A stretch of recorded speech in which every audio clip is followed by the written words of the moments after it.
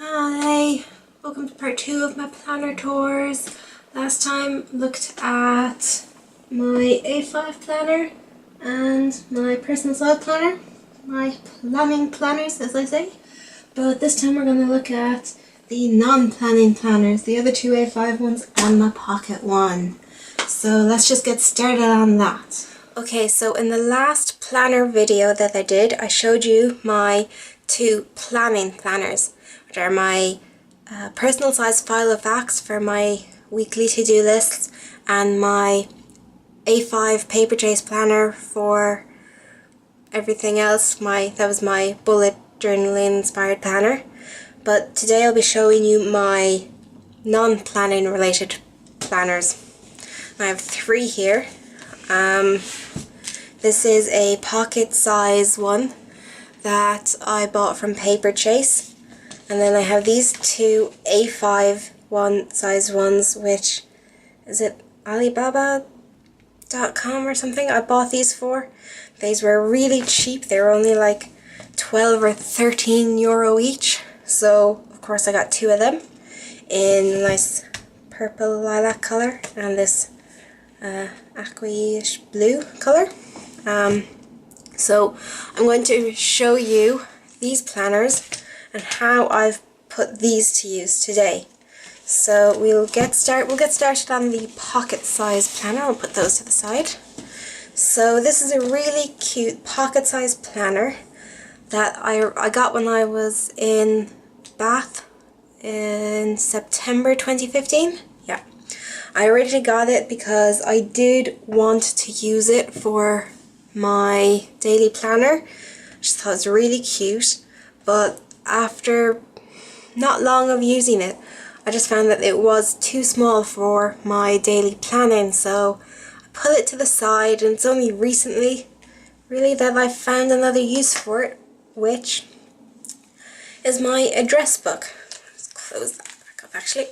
So I have converted this pocket planner into my address book. After a while of not knowing what to do, yeah, I finally found a use for it.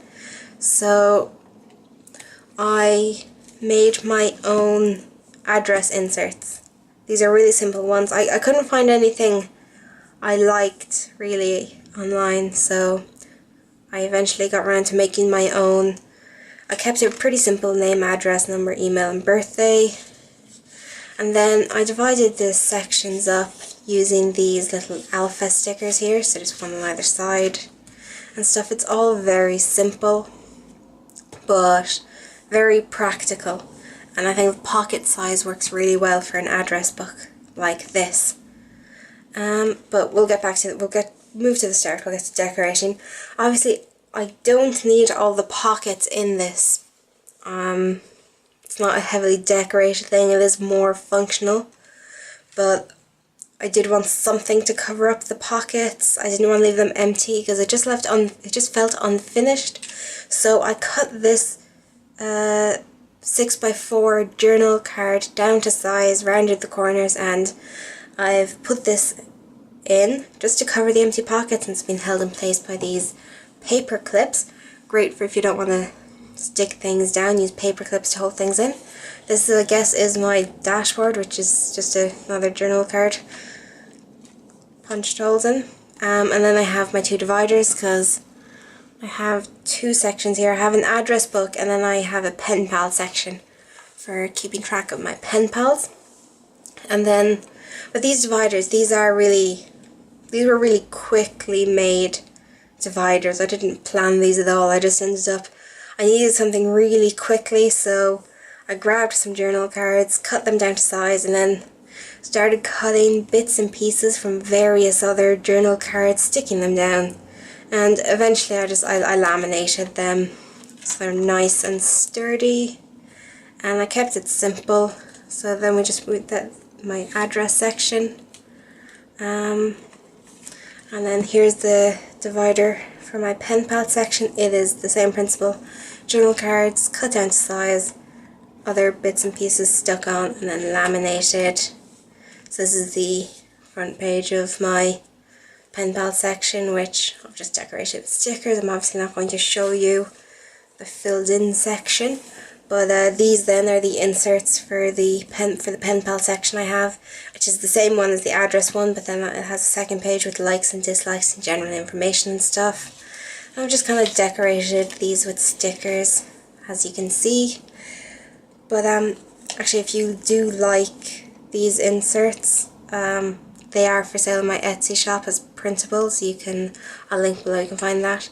And then this here is it's a notebook. Always handy to have a notebook for keeping notes before you fill anything in permanently. But as you can see, it is very simple, but that is how I have converted my pocket planner to use. Okay, we're going to move on to the first of the A5 planner, the cheap A5 planners, as I call them. It is not the highest quality, but like I said, it did only cost me, I think it was €25 for the two planners, so it's hard to beat that really. I was looking for an A5 planner to use as a scrapbook. And I didn't want to spend too much money because I just didn't have the money. So this planner worked really well for me. Oh, something on the inside is caught. So this is it really. This is the planner I started using for my scrapbook. As you can see, it's falling apart, not good. I'll have to fix that up later. It is a scrapbook of my pets.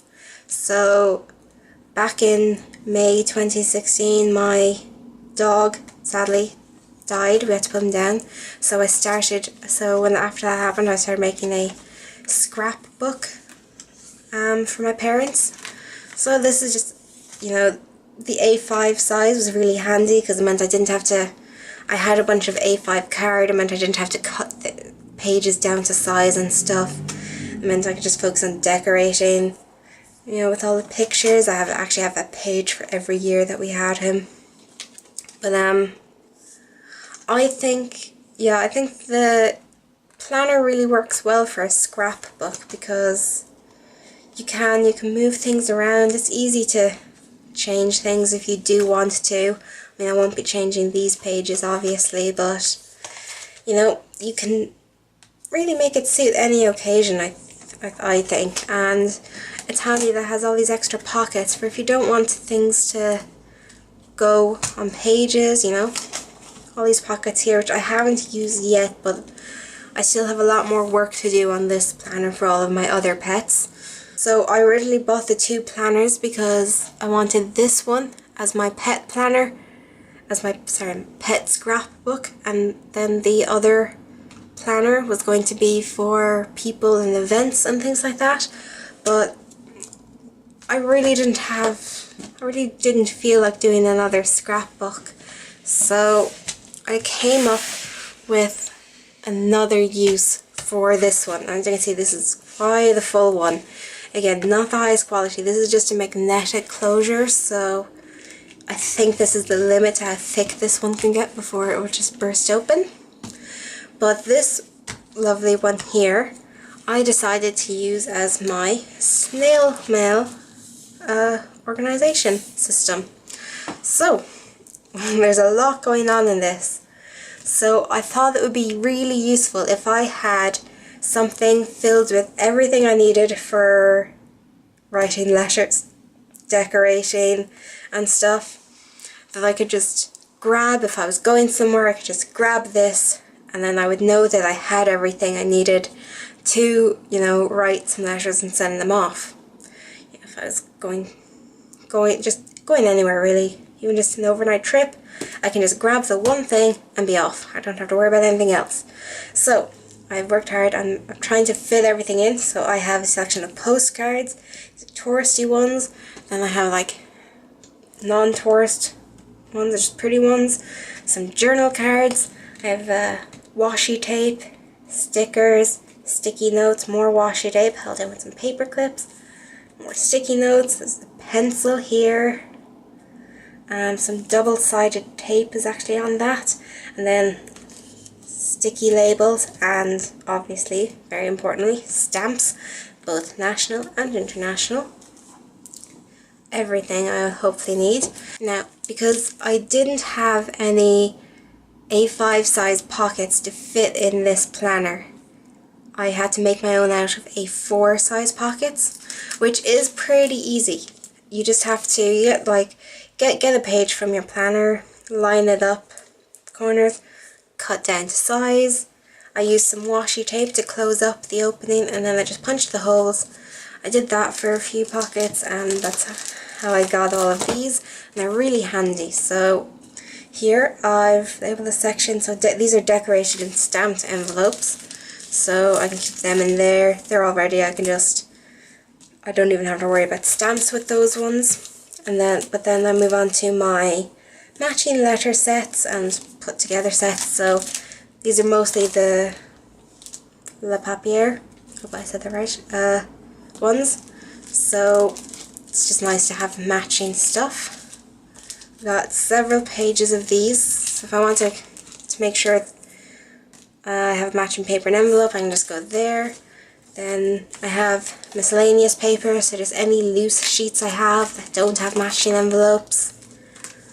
And miscellaneous envelopes, so I can pair those together. Note cards, always good to have some note cards with you. And then letters and things to respond to at some point, just so I can keep them somewhere safe, and when I'm flicking through I'm reminded that at some point I need to respond to that. This here, I won't show you most of the contents, but this is just a little notebook which I use as my address book, so that if I do bring this planner somewhere, I have all of my address, I have pen pal addresses and stuff with me, you know, just so I don't have to bring the pocket planner. I have my pen, and then more miscellaneous bits of paper that I can use for my letters. So this planner, for my snail mail planner as I call it, is really useful. If you have an unused A5 planner and you're also interested in letters, I do recommend you do something like this with your planner, because it is really handy. As you can see, it closes up, everything is nice and neat. You can just grab it and go. I think this is a great use for a planner that you're not using as for planning purposes. And like I said, you can get these really cheap, so they're not going to break the bank either. Yeah, so these are my non-planning planners. So I have the address book, the scrapbook, and the snail mail organization planner. Yeah, I think you don't have to use planners for just planning. They make great uses for other things too. If you have any ideas about uses for planners that you're not using, do let me know. I'd love to know. Could be an excuse to get more planners, which I will never say no to. Or if you're using your planners for purposes other than planning, I'd love to hear that too. But I hope you've enjoyed watching this video, and bye.